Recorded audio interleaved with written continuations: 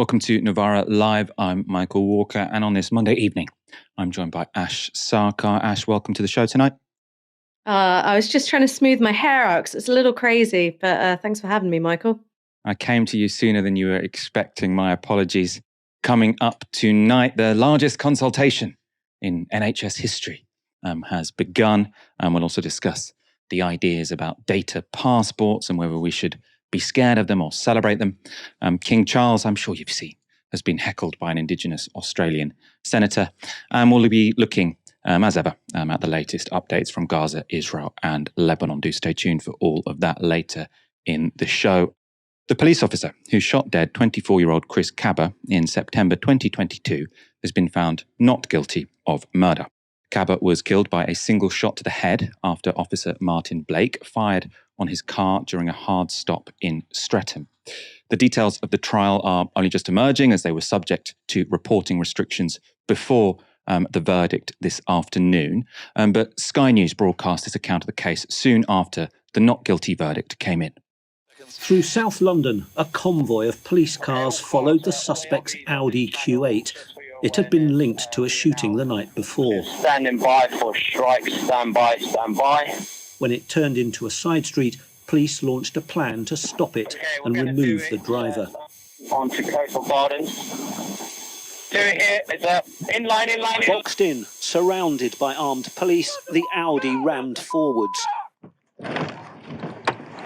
Oh, police! Show me your hand! Officers' body-worn cameras and dash cams caught the speed, the noise and the drama of what was happening. Watch yourself. The suspect's Audi drove backwards. Mind them, he's going to try and go. After 17 seconds, an officer fired one shot.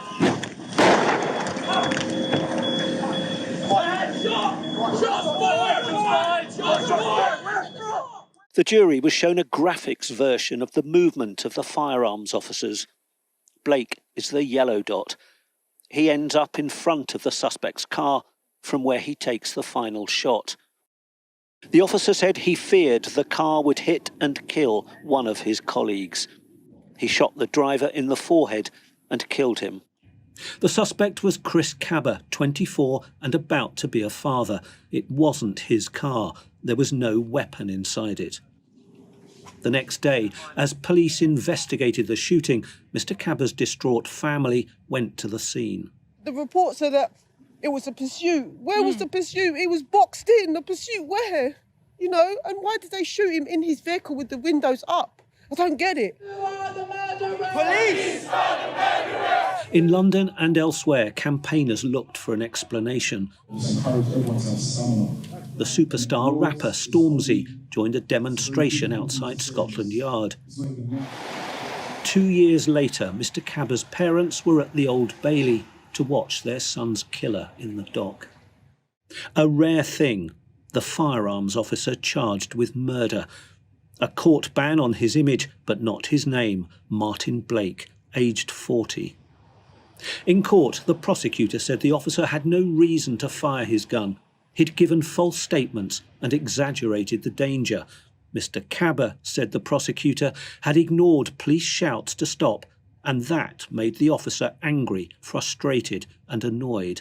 The officer told the jury he felt none of that. He was filled with dread, he said, because the driver was trying to use his car to escape. He thought one of his colleagues was about to die, so he fired to incapacitate the driver and stop the car. So that's the report from Sky News, just to sort of clarify how this works. When you've got a court case like this, it doesn't get reported on until the verdict is out. So then once the verdict is made public, then all the court reporters who were in there, they can sort of release their packages. We don't have court reporters at Novara Media, so we're sort of relying on the other outlets. This was a statement from the Crown Prosecution Service after that verdict. First and foremost, I want to say that my thoughts and those of the CPS remain with the family of Chris Kaba. Today, armed Metropolitan Police Officer Martin Blake has been found not guilty of the charge of murder. We fully respect the jury's decision. This had been a complex and sensitive case, and the decision to prosecute was made after an in-depth consideration of all the available evidence. We recognise that firearms officers operate under enormous pressure, but it is our responsibility to put cases before a jury that meet our test for prosecution, and we are satisfied that test was made in this case, or was met in this case, sorry. It is therefore right that the case was put before the jury for them to scrutinise and to decide. They have carefully considered each piece of evidence, including video and Martin Blake's own account. They've made up their minds in the proper way, and we thank them for doing so. Now, I think the subtext of that statement is the CPS are a little defensive because they came under criticism from the Metropolitan Police for the way they took this case forward. I suppose they're nervous that the fact this man has been found not guilty suggests they shouldn't have brought it in the first place. Obviously, they're saying, no, we brought it for very good reason. The family of Chris Kaba have also released a statement following the clearing of Martin Blake. They said, "Today we are devastated. The not guilty verdict leaves us with the deep pain of injustice, adding to the unbearable sorrow we have felt since Chris was killed. No family should endure the unimaginable grief we have faced. Chris was stolen from us, and this decision shows his life and the many others like him does not matter to the system. Our son deserved better." They say the acquittal of Martin Blake isn't just a failure for our family, but for all those affected by police violence. Despite this verdict, we won't be silenced. They say we are deeply grateful to everyone who stood by us and fought for justice. We will continue fighting for Chris, for justice and for real change. Chris's life mattered, and nothing can take that away from us. Ash, obviously Chris Kaba's family distraught. And again, sort of details of the trial, of all the evidence that the jury took into account, still emerging to some degree. What do you make, though, of this moment, of this not guilty verdict? Well, I think the first thing to say is that it is incredibly rare for a police officer to be prosecuted for murder at all. After this verdict, there may be some reflection on whether murder charges were the right ones to bring. Obviously, the threshold for a criminal case is beyond all reasonable doubt. You have to prove to the jury beyond all reasonable doubt that there was no reasonable belief that there was a threat to the officer's life or other people's lives. You have to overcome, I think, certain really powerful unconscious biases, particularly when it comes to the police and working class Black men, where police maybe are given the benefit of the doubt in a way that young Black men often aren't. And so if a police officer says, I had a reasonable belief that this was the case, then that's maybe taken a bit more at face value than it would be for an ordinary person, and in particular, a working class person of color, to present that kind of self-defense case. But beyond the criminal prosecution, I just want to draw your attention to the police tactic that was used here. Now, that method of stopping a moving vehicle using the element of surprise, that's what's called a hard stop. Now, in 2005, there was actually a recommendation from what was then known as the IPCC, now known as the IOPC, that the Metropolitan Police should review that tactic, because they said it's a high-risk option. Now, why is it a high-risk option? One is that using the element of surprise is that the suspect might not always know they're being stopped by police. The second reason why it's a high-risk option is that if they do try and escape, particularly if they're in a car, that poses a risk to members of the public, to police officers. And the third reason why it's a high-risk option is that maybe as a tactic, it primes firearms officers to interpret movements as a threat to life, where maybe in other circumstances they wouldn't interpret things in that way. So in 2005, there was the case of Ezell Rodney. Ezell Rodney was stopped in a hard stop. He was shot and killed by a firearms officer who said, well, the way he moved, I thought he was reaching for a gun, possibly a machine gun. It turned out he was unarmed. In 2011, you've got the case of Mark Duggan. Now, what was the official version of the story, and this is important to say, the official version of the story is that Mark Duggan was armed, that he had the gun, and shortly before being shot, at some point, he threw the gun and it landed some meters away over some railings. Now, forensic architecture, a forensic investigations, organization, they said that wasn't plausible. And the one plausible method that they suggested could have been the way in which the gun found itself such a distance away, is that perhaps there was a gun elsewhere in the car, or perhaps there was a gun in the officer's possession and it was passed hand to hand, and that's how it found itself on the other side of the railings in time for the police search around the perimeter.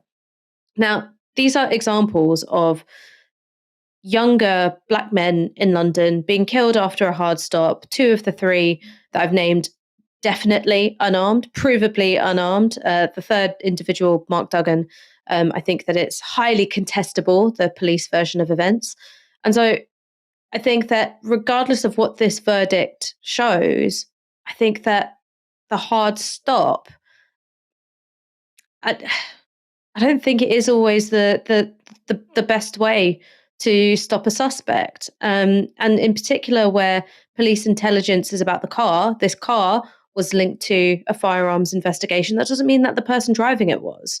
And to operate on that presumption that this man is armed and to stop the vehicle in a way which I think is a higher risk of escalation.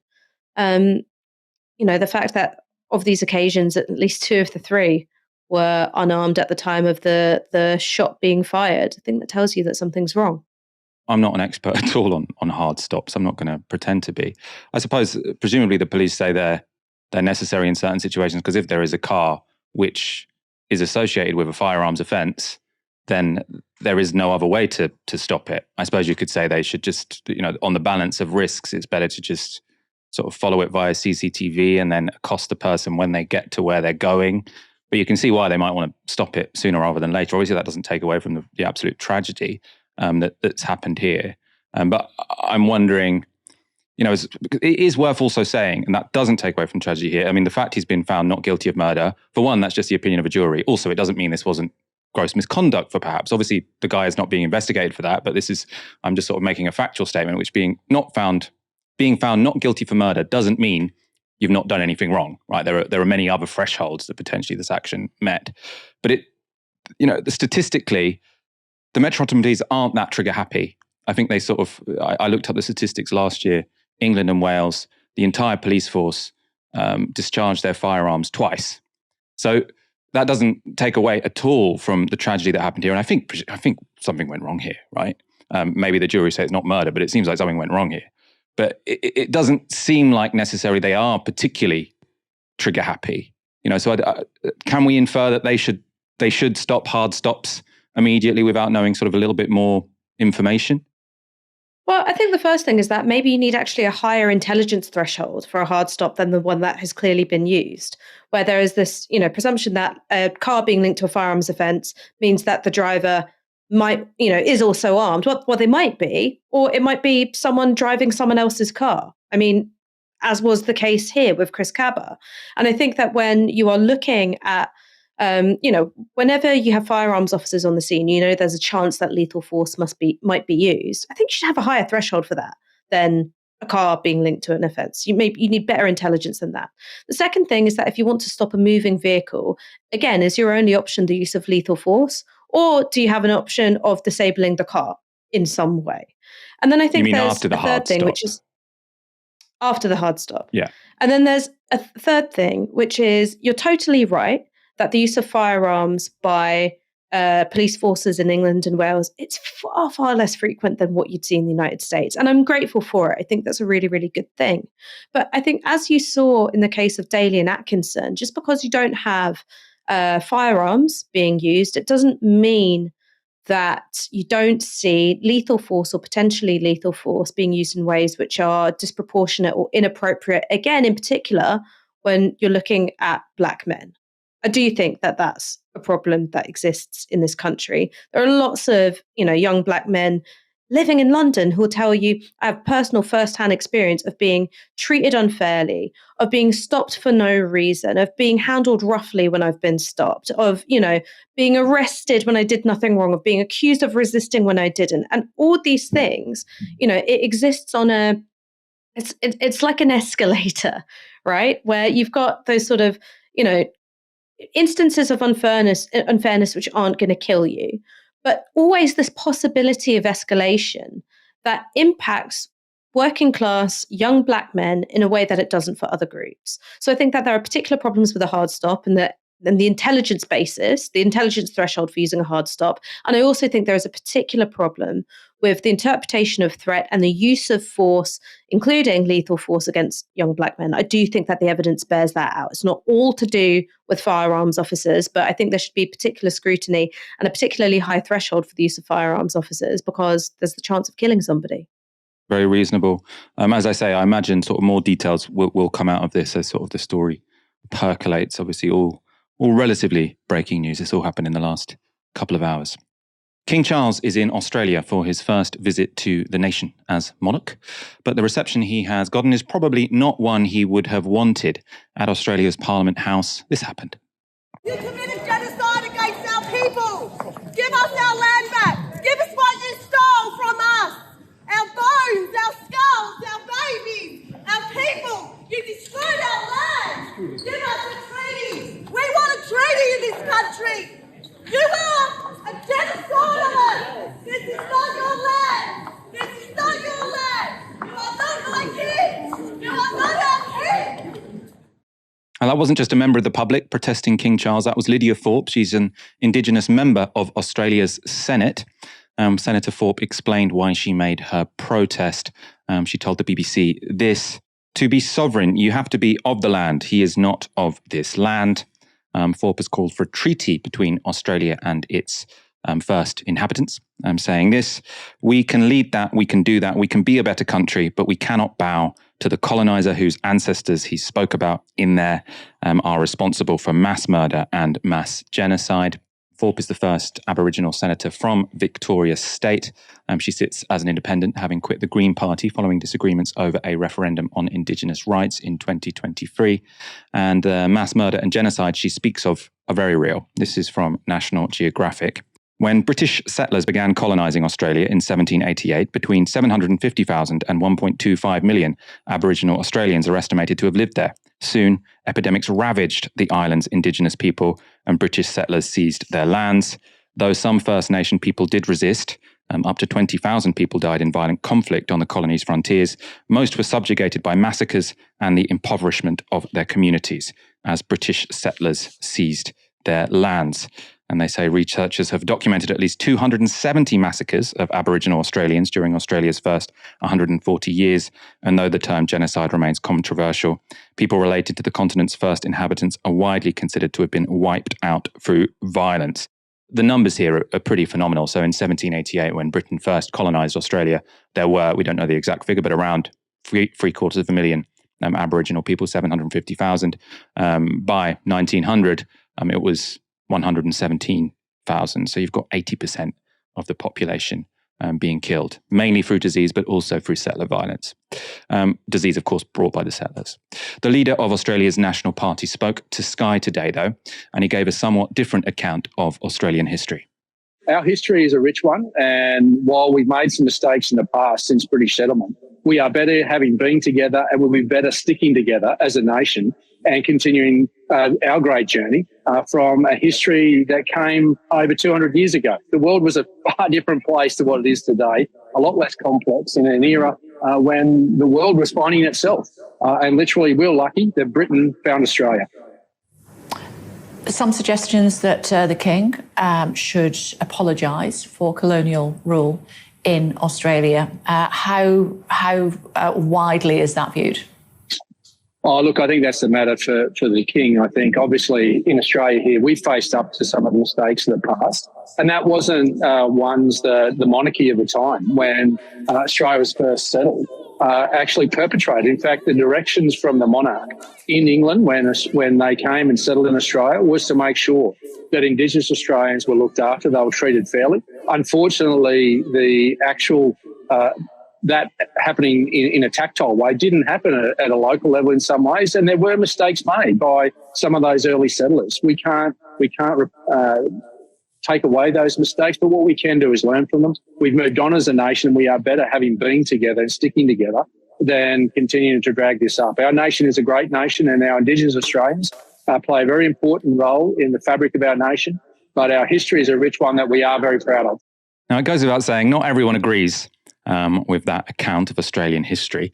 And earlier today, Professor Chelsea Watego spoke to Novara Media. Chelsea is a Mununjali and South Sea Islander and Executive Director of the Queensland University of Technology's Karumba Institute and the Institute of Collaborative Race Research.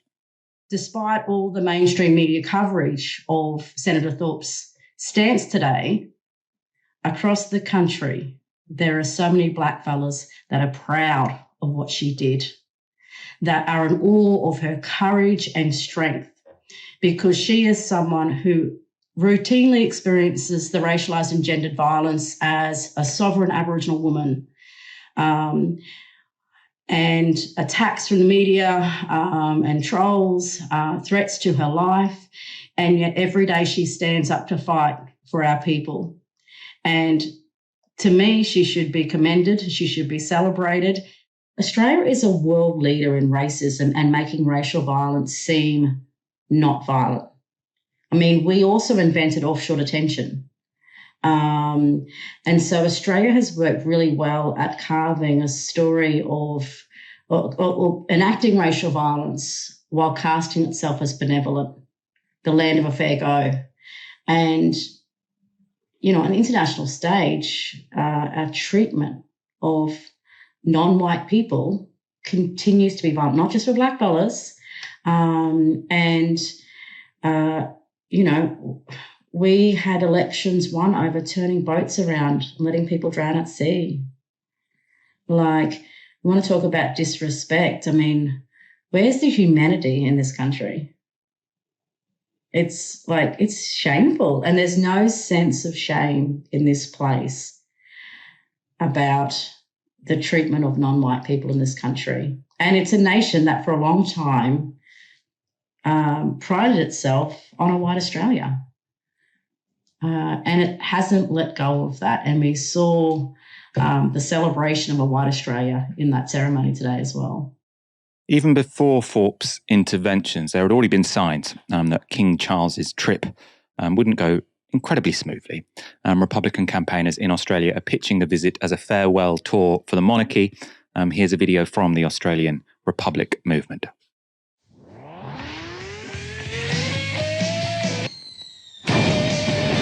Monarchy, the Farewell Oz Tour. See them together for the ultimate bon voyage. October 18 to 23, in person and on your money. Brought to you by you, the Australian taxpayer. Monarchy! Charles, King and Camilla in consort. Don't miss your chance to wave goodbye to royal reign. Whack a line on the farewell card at republic.org.au and ton unofficial tour merch. Toodle pip. Authorised by Enhanced Australian Republic Movement, Canberra. Ash, in terms of sort of sparking a debate, that protest from Lydia Thorpe, I mean, it's been really incredible. I mean, it was all the news was talking about this morning. I was on Jeremy Vine's Channel 5 show, the one you used to do before you got too big for it to be worth your time. But there were all these people phoning in, and it was really 50-50. Half of them were saying, yes, absolutely, we need to apologise for this. We've done some terrible things. And half the people saying, we need to get over history. Whenever there was someone saying we need to get over history, I was sort of saying, well, do you feel proud of us defeating Hitler, for example? And they'd always say yes. And it's a question of, well, if you identify with stuff in the past and feel proud of stuff that our country did in the past, which you didn't have anything to do with personally, then probably you should also feel shame for the bad things we did in the past, even if you didn't do them personally. But I wonder what you sort of think about the debate this has sparked today. I mean, I suppose the first thing to say is that whenever you have a royal visit overseas to other members of the Commonwealth, to other countries which recognise the king as their head of state, it's always going to spark off a debate about sovereignty and about history and about whether or not this institution really represents them. So, you know, obviously, in Australia, it's been an ongoing discussion about whether or not they want to keep a UK monarch as a head of state. There was something about the personal. I think the way in which the Queen was sort of like lionized or made palatable by her status as a woman, which kind of like put that discussion to bed for a bit. Now, obviously, it's come screaming back with King Charles. So that's the first thing. So that's always an opportunity for those discussions. But the second thing, and this is the thing which I think is more important, is that the politician who was speaking, who was, I think, from the Nationals Party, said, oh, well, all of this was from 200 years ago. Of course, some early settlers did something bad, but we've really moved on from that. It wasn't just the early settlers who committed acts of ethnic cleansing and of genocide against Aborigine and Torres Strait Islander people. So the stolen generations, that was a practice which went from the 19th century right up until the 1970s of forcibly removing mixed race Aboriginal children from their families and raising them within the context of white schools, white group homes, to try and eradicate Aboriginal culture with the idea of breeding them out and culturally destroying any trace of Aboriginal identity. Now, in some parts of Australia, the numbers were as high as 1 in 3 children being removed from their families. In other places, it was more like 1 in 10. That was going on right up into the 1970s. I mean, my mom was a teenager in the 1970s. So this is not just the, distant, dusty past in which horrors were being visited on Aboriginal people. This is something still very much in living memory. Aboriginal people were not even classed as human beings under the law for a very long time in Australia. They were counted as part of flora and fauna. In the eyes of the British, when colonising Australia, it was terra nullius, no one's land. And that's because there was a deliberate attempt to not view the people who lived there as people. Now, you might take the view that, well, even if it went up right up until the 1970s, we're all so much more evolved now. That's great.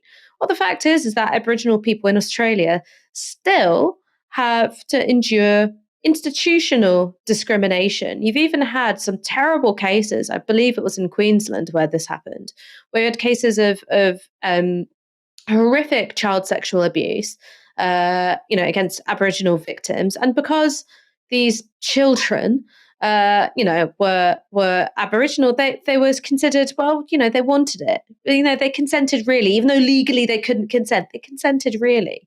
So you still have this view of them being, animalistic, less than human, something, and that view is still taken by institutions in Australia, and it's something that Aboriginal people have to live with every day. So I think that it is, you made a very, very good point about how we relate to history, right? Do we just draw identity from the things we feel proud of? If so, then you also have to apologize or recognize at the very least and make amends for the horrors committed in the past as well. But I also would perhaps suggest, don't just view it as something that's in the past. It's something which is still impacting the present of Aboriginal and Torres Strait Islander people in Australia. The past is not really past. I don't want to talk about my morning again, but I was on with Mike Parry, a guy that you know, and our initial sort of interventions on this, he said, there was no one there. There was no one there. Why would they have to apologize? When they got there was no one there. There was nothing there. And it was like, that is literally, what's it, terra nullius? I have to say, I only learned that word today, but this idea that they had, or it's not even an idea they had, it's a claim they made, basically. I think they knew it wasn't true at the time, but the claim they made is that this was empty land. We don't have to feel bad about kicking people off their land. We don't have to try and trade with these people to buy their land off them. We can just take it because, I suppose, as you say, Ash, it's either empty or the people who are there aren't really people. I suppose very briefly on the question of sort of a republic, you said sort of the Australians had a bit more sympathy for the Queen because she's a bit more likable. But in 1999, they had a referendum on the monarchy, and they only kept it by 55 to 45%. So one would presume that if they had it again, they would get rid of it. I would have thought. Would that be a big deal in this country? Do you think if we saw that Australia was leaving the Commonwealth? I don't think that people in this country really have much idea of what the Commonwealth is, to be honest with you. I think that is something which is very important to the royal family. Also, the existence of the Commonwealth still has implications for how laws are made. But I don't think that people would care that much, to be honest. I think they see the monarchy as applying to this island more so than anything else. Yeah, I think that's basically true. I should say, if you do want to hear more about this story, we are going to get Lydia Thorpe, so the Senator who protested the king on the show later this week. As you can imagine, the times didn't work out today. They're 12 hours ahead, so it's still only 6:30 a.m. And I understand Lydia Fort was doing interviews until quite late at night. But do look out for that later in the week. Palestinian deaths continue to mount in northern Gaza as Israel's genocidal war goes on. Israel killed 33 Palestinians in the area today, bringing the total number of dead to 640 since the siege began 17 days ago. So it's a really intense moment of killing by the Israeli military. Residents have reported being rounded up and told to leave Jabalia refugee camp. On Monday, Israel's national broadcaster Khan News posted footage which it said shows Palestinians leaving the area. Israel is denying humanitarian agencies access to the area and appears to be killing those attempting to flee. The UN's Commissioner General had this to say. The Israeli authorities continue to deny humanitarian missions to reach the north with critical supplies, including medicine and food for people under siege. Hospitals have been hit and are left without power, while injured people are left without care. UNRWA, that's the UN Refugee Agency for Palestinians, UNRWA remaining shelters are so overcrowded, some displaced people are now forced to live in the toilets. According to reports, people attempting to flee are getting killed, their bodies left on the street. Missions to rescue people from under the rubble are also being denied. Today, Reuters reports that Israeli troops stormed a school and detained the men before setting it ablaze. That's according to medics at the Indonesian hospital. And some of the stories of suffering are truly horrific. Médecins Sans Frontières have said this. Israeli forces are currently besieging and targeting the Indonesian, Al-Auda and Kamal Adwan hospitals in Gaza. As of Saturday, October the 19th, more than 350 patients are reported to be trapped inside, including pregnant women and people who just underwent surgical operations. These patients require continuous medical treatment and are unable to leave. That's according to the Ministry of Health and health workers on the ground. Meanwhile, on Israel's border with Gaza, members of the Israeli government have attended a conference entitled Preparing to Resettle Gaza. Here's what Daniela Weiss, one of the leaders of the settlement movement, told journalists. We plan to take what we acquired in the years of settling Judea and Samaria and to do the same thing here in Gaza. I want to tell you now that in less than a year, each one of you can call me and ask me, did you succeed in fulfilling your dream? And the answer will be yes. Actually, you don't have to call me because you will witness how Jews go to Gaza and Arabs disappear from Gaza. And here is Israel's National Security Minister Itamar Ben-Gvir leading celebrations at the conference.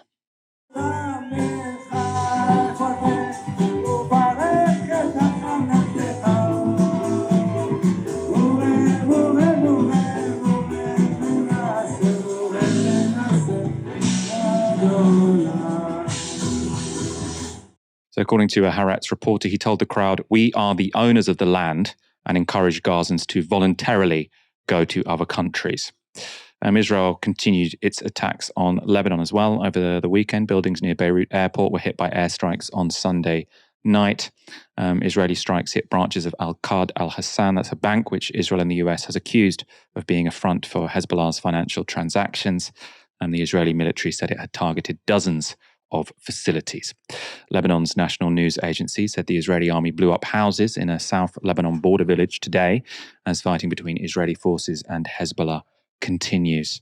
I suppose one thing that's really stood out to me over the past weekend is as sort of Israeli targeting of civilians has become ever more clear, there is seemingly a bit of a denial among many in sort of the British political class that they wouldn't have when it came to a country like Russia. They say that they couldn't possibly be targeting civilians, not because I've got any evidence, but because they're Israel and they wouldn't do that. I'm thinking of a Times columnist in particular here, also the Tory Lord, Daniel Finkelstein, who sort of had a tweet which really got picked up, actually, I think quite rightly, because he'd said, Israel don't target civilians. They wouldn't, something along those lines. And he hadn't presented any evidence to suggest they don't. He just said, no, they don't. And I think that was in response to what seemed like a drone sort of shooting a child.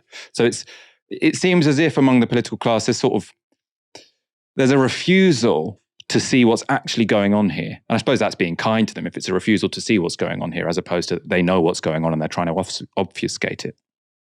Something that's become abundantly clear in the past year is that there is no one alive more foolish than one of Israel's defenders in the English language. Because what Israeli politicians and, journalists are saying in Hebrew to an Israeli audience is very much, yes, we are going to settle Gaza, or, we cannot let any Palestinian live in Gaza anymore. Remember Amalek, or, there are no uninvolved civilians. This is what they say to their own domestic audience.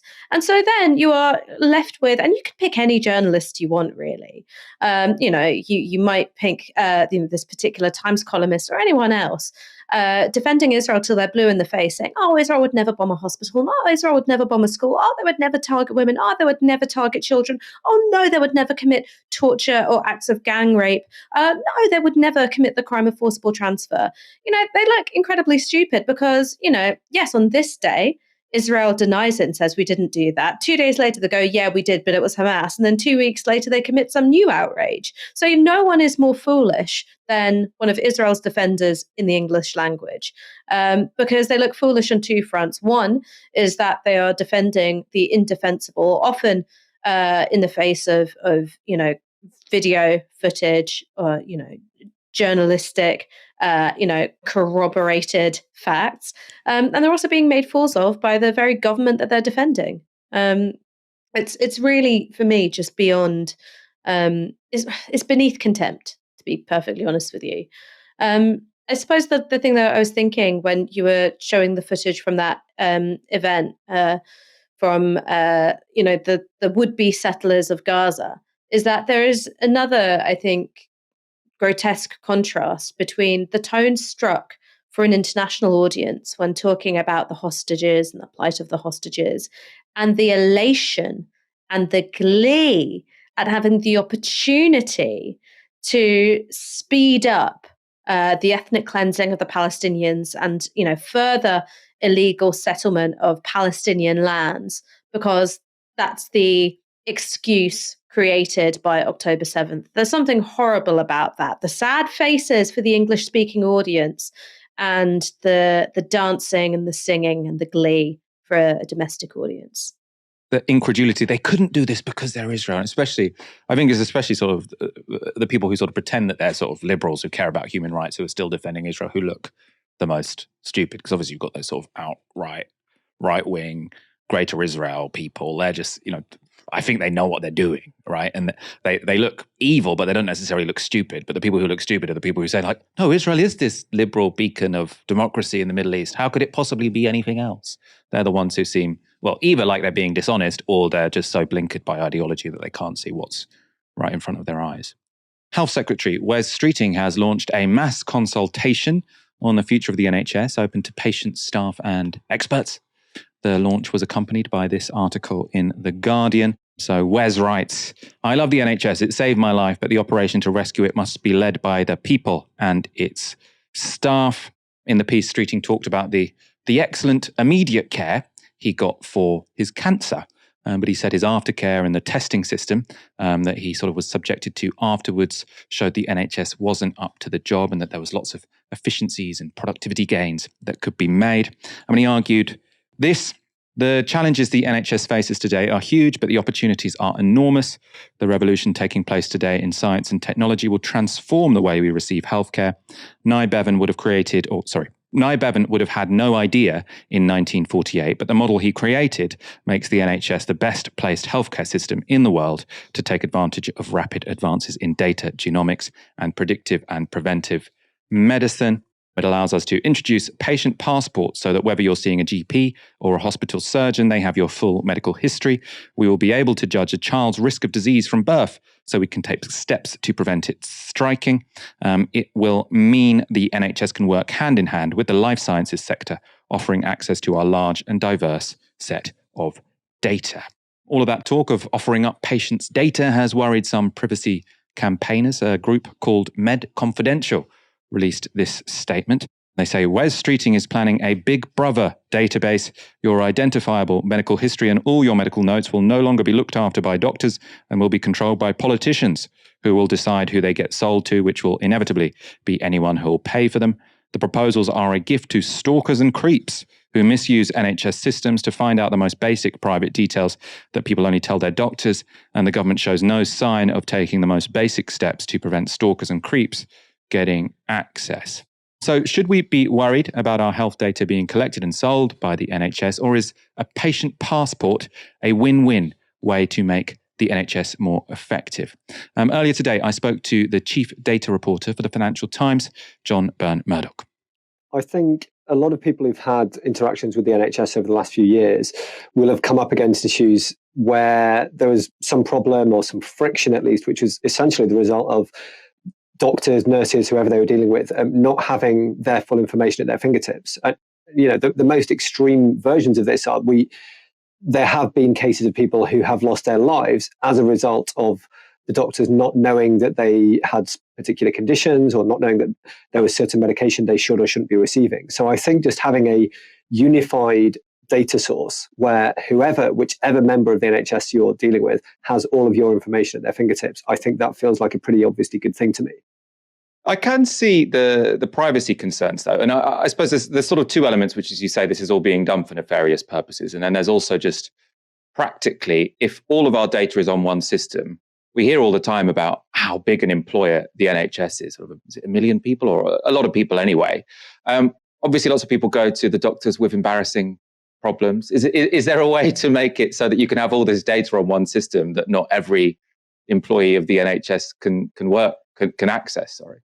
That's a legitimate point. I think some of the pushback here, some of the criticism of this plan, I don't think is especially well thought through. But I think the argument that the person you are dealing with should have access to this information, but not any NHS member, staff member, that feels to me fairly reasonable. And technologically, there's no reason that can't be the case. Think of any of the taxi apps or things that people use these days, where your data is being shared directly with the person who's maybe going to pick you up and drive you, but that is not. It's not like any Uber driver can immediately dip into that data and look at things pertaining to you. So I think there's no sort of technical reason that can't be the case, and I do think that is one of the more legitimate criticisms we've seen of this. And so one of the concerns I understand you're sort of less or you take less seriously is that this is going to be sold to private companies who might use it for profit. So lots of people are uncomfortable with this data being sold, especially to Palantir, because it's owned by Peter Thiel, who's seen as a somewhat sort of sinister tech billionaire, fairly right-wing politics. I think Palantir also deals with the Israeli military. Should people be concerned about that kind of company having their personal medical data? Generally, the disagreement with sort of doing business with a company based on that, the CEO, or in this case, the chairman's politics, I'm not hugely persuaded by. Would we choose who to take our car to get fixed by on the basis of whether they voted Reform in the last election, for example? I don't think so. So generally, I think I don't hugely buy this. And also, the CEO of Palantir, Alex Karp, is an avowed progressive and self-described socialist who's campaigning for Harris this year. So it's not as though this is a company whose leaders have uniformly right-wing politics. I think the more robust argument against a company like Palantir is that there have been other legitimate concerns about how they operate. There have been concerns about how they treat some of their staff. I think there is an ethical case you could have against a company like Palantir getting a big contract with the NHS, but I don't think there's any reason to believe that a company like Palantir would be misusing this data deliberately. You can object on the basis of how they deal with other causes that you might disagree with, but I don't think there's any reason to think this very large, very long-standing, long-running company would be misusing this data. That would obviously be a massive reputational risk for them, and so I don't really buy that. What would misusing the data mean? I suppose there's two ways of looking at it, isn't there? Is it just that the NHS would be paying Palantir a service charge to sort of manage the data for the NHS's benefit? Or is it that we're selling them the data for them to then sell on to, I mean, who would they sell it on to? Advertisers or sort of big pharma companies? What are we talking about here? That's a good question that I think should be asked to the people who are raising these fears. You know, the way this typically works, the way this has worked when Palantir has done work with the NHS, as it did in the short term with COVID, is, it's a contract for a third-party data processor. This is exactly how it works in other countries. I talked on X earlier about the example of Sweden, which did a deal 16 years ago now with a US health tech company, where that company is essentially providing the infrastructure for a database like this, for a unified database to sit on and live on and be accessible through. So we're essentially talking about a utility company type situation here. This is a company that would provide digital infrastructure. And I don't know if this will be the case with Palantir, but in some cases they're building, for example, an app or a framework for this data to be accessed through. This is not a company being licensed to use that data in any way at all. Does anyone do this well in-house? Because I suppose the way you have sort of no concerns about this being exploited for nefarious purposes is if you just say the NHS can do it. It's a big enough organisation. Why can't it build its own sort of data system? Is that plausible to you? The way this generally works is a bit of a collaboration. So the structure of that data set, you know, the collection of that data, of course, is done in-house, is done by the NHS, is done by whichever healthcare system in whichever country you're looking at. And they are then contracting out the handling of these massive databases to an external organization that specializes in that. So in almost everywhere you look, that's how this is done. It's a collaboration. It's not like every step of the process is handled by this US tech firm, for example. It's not like you've got a bunch of people out in California looking at your patient records and making any recommendations of treatment for them or anything like that. You know, they're not. No one is really looking at the data in that sense at all. We're talking here about the NHS or another country's healthcare system saying, right, we've got a load of data on databases here that we've built and that we manage, and our specialism is running a healthcare system. It's not necessarily managing a database with millions and millions of data points, often hundreds for individuals. So we're going to hand that off to another company to do that in a way that no one's actually looking at or playing with your data at all. They're just saying, well, what we do is we handle massive amounts of data in a way that means that doctors and nurses can quickly access them and can make sure that wherever you end up in the country, someone's got that data. So I think, again, thinking about this as a utility company is the best way of imagining it. People might say the utility companies haven't done particularly well. So if you're looking at, I mean, that's the way we're told to sort of think about the water companies, isn't it? And people will say, well, sort of subcontracting that out to a profit-making company doesn't always seem to have been in the best interest of the public because they've used their monopoly power to pay their shareholders, you know, large dividends, which probably should have been reinvested back into the system. So I suppose you can see why maybe the utility company argument might not be persuasive to everyone. It's a good point. And, you know, we don't want the equivalent of sewage being pumped into rivers with NHS data. But I think one of the other ways to frame this, perhaps a more persuasive one, is that people often bring up the post office scandal here and say, well, you know, look what happened there when a public or sort of pseudo-public service was handled in part by a private company. There were problems with the technology and it led to some horrendous, disastrous outcomes. The difference here, I think, is almost the other way around. We've already got a situation at the moment which is, by anyone's admission, not working very well. It's leading literally to the loss of life in dozens, if not hundreds of cases, due to essentially mismatches in data with the way things are currently handled. And we're talking about an organization coming in that specializes in making sure that data is joined up and readily accessible to people wherever they are, whenever they need it, and taking that and implementing that instead of a system that is already clearly broken. So, yeah, I think you're right. No, the exact way we frame this, the exact analogy we use is important. But the key thing is that the system at the moment is failing by anyone's admission, and we need a more joined up digital approach.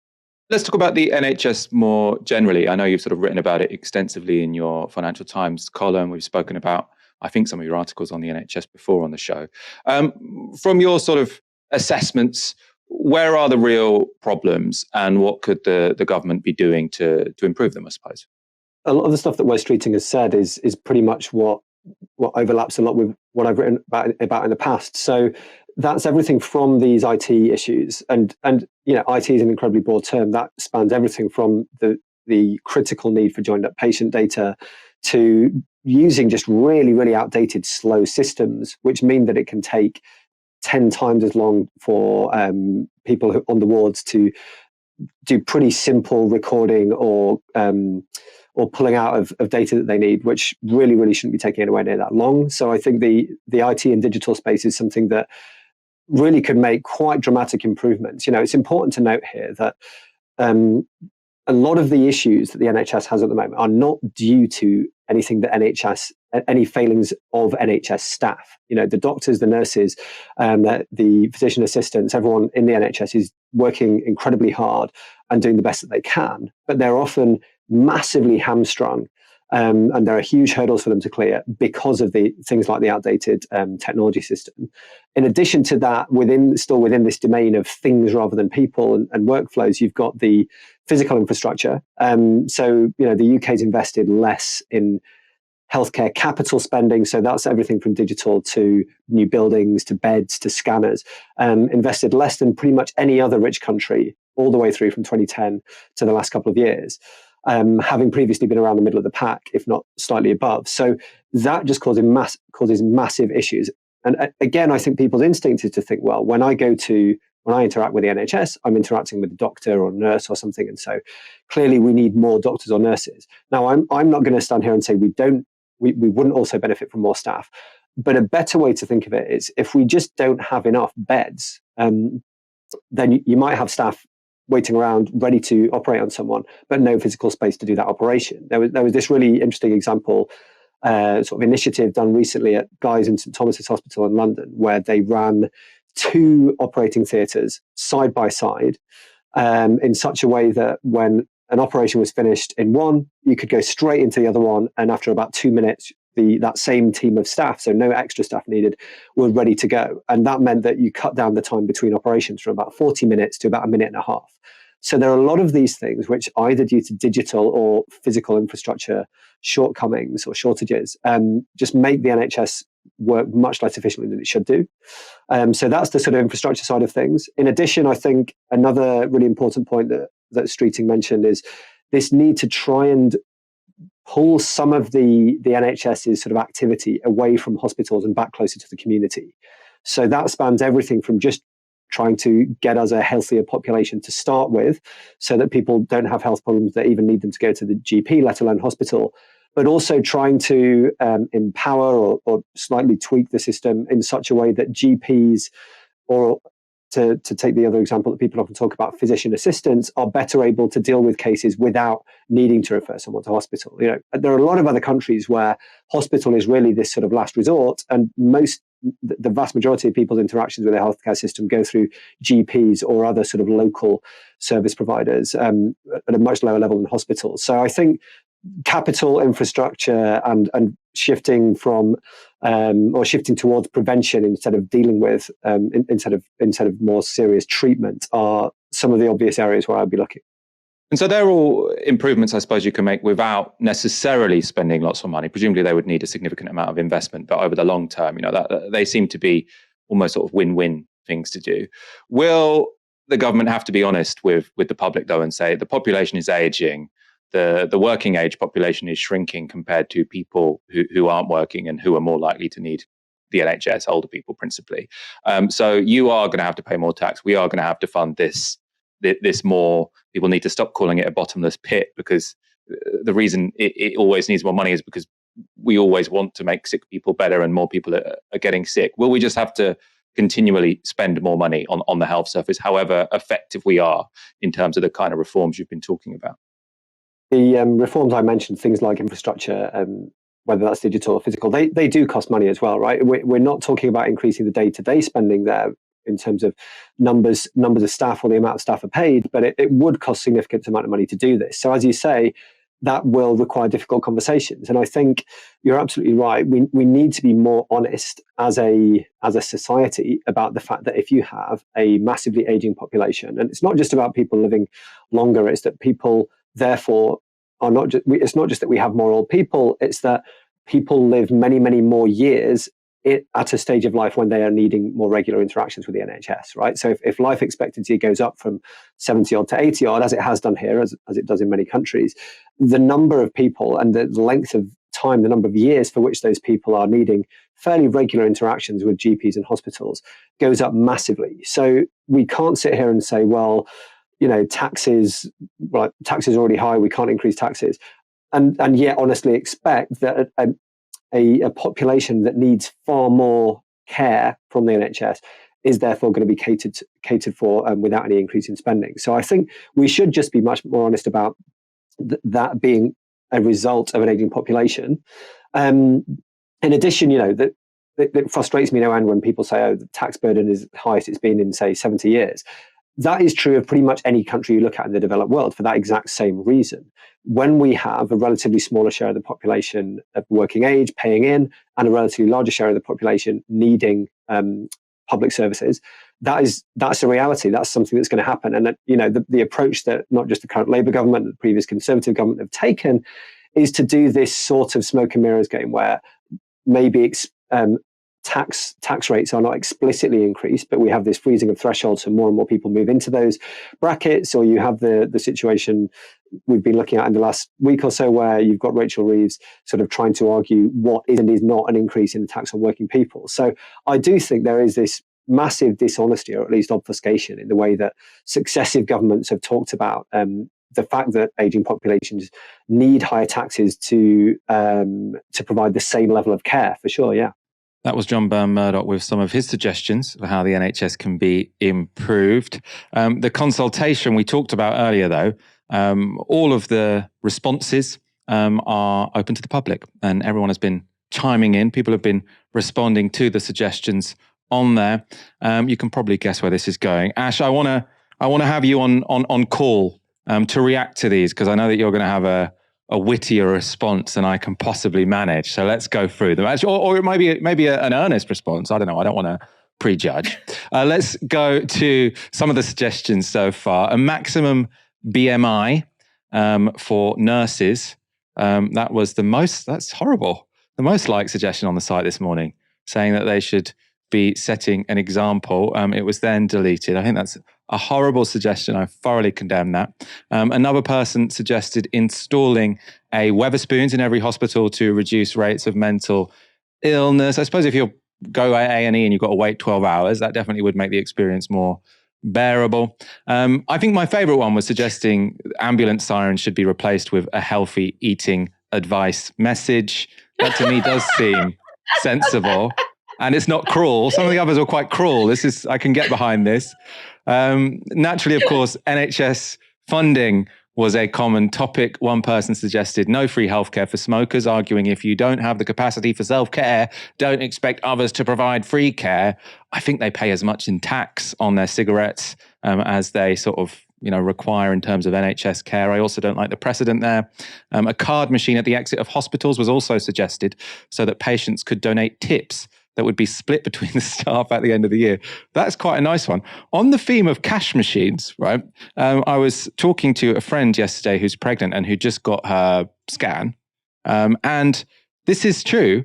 In every NHS hospital, to get the photograph of the scan of your baby, you have to pay £5 in cash per photo. And apparently all the sort of Mumsnet websites tell you that this is, one thing everyone forgets is if you're going to get...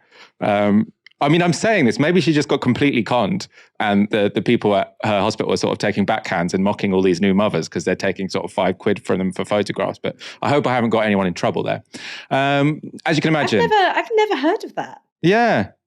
I mean, maybe I was being lied to. Maybe she was being lied to. She said that she had to pay them. I think they gave her 4 for £10. So it's sort of like a reasonable deal. But look, I'm sorry. Like, obviously, I've never had a kid, but like when it's the scan, right? Like, obviously, if I had a scan and I was pregnant, I'd be like, yeah, I want the photo. The minute you start saying you have to exchange money for it, I'll be like, that's fine. I'll just download one off of Google Images. No one will know it's not the same baby.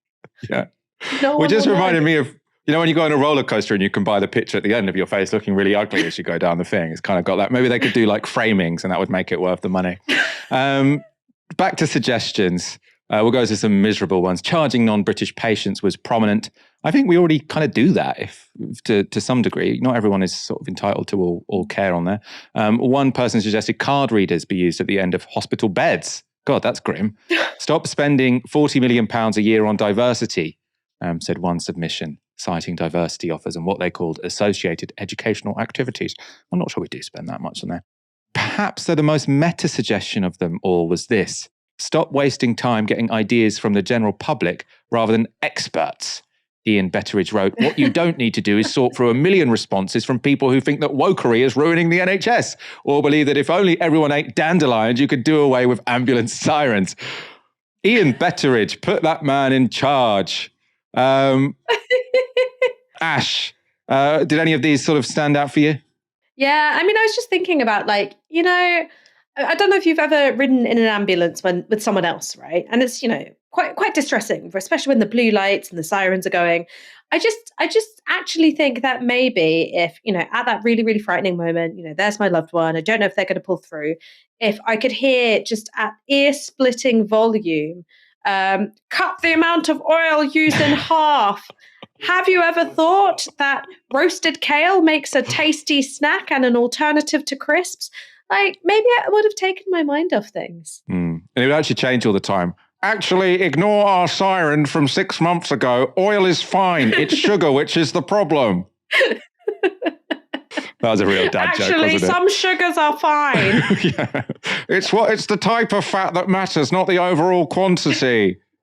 The number of vegetables you have to eat per week will keep changing. To be honest, I'm saying all of this like I'm mocking, but this is sort of what I say in conversation. I do agree that actually it's not the amount of fat, it's the types of fat. Raw fats, I think, are generally much better for you than fried fats. Obviously, everyone knows that olive oil is good for you. Butter also not that bad. Don't be scared of butter. Ash, any health advice before we go? I was going to make a terrible joke early in this rundown of suggestions. Well, the thing about, have a BMI limit for nurses. One, that's horrible, really horrible. BMI is actually quite a bad way of judging whether someone is healthy or not, right? BMI is a calculation based on the presumption that everyone's a European man. But the third thing is that, not being funny, but there's an awful lot of online content about curvaceous nurses. I'm not sure if people want to see them go. I'm not sure people want to see them go. That's true. I did see another one go viral where they were saying the opposite thing. But we don't have time to go through every submission. Hopefully the government don't either. Maybe they'll get AI or Palantir to do it. Ash, thank you so much for joining me this evening. Well, I'll go back to 1971 where all my jokes have come from. Thank you everyone for watching tonight. Come back tomorrow for another show from 6 p.m. For now, you've been watching Novara Media. Good night.